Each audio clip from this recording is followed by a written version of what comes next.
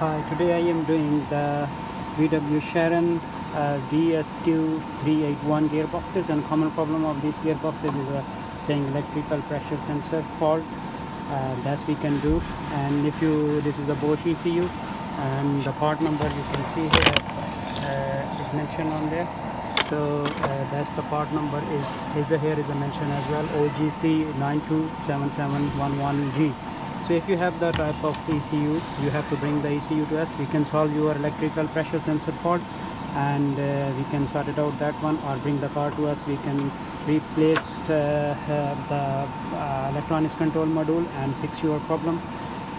We can do all the other ECUs if you can see my videos, and we repair all type of ECUs, DSG units, CVT gearboxes. So you have to contact us and we can solve your issue. That's all the 2017 gearboxes, 18, 19 VW Sharon.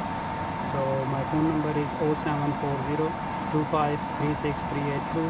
My name is Mr. Terry, and we are in Heathrow. You can see my other videos and you can get my address. And if you bring the car to us, we can take it out, repair it, a 4 to 5 hour job, and car will be fixed. No headache anymore. The pressure sensor circuit related problem. Thanks for watching my other videos.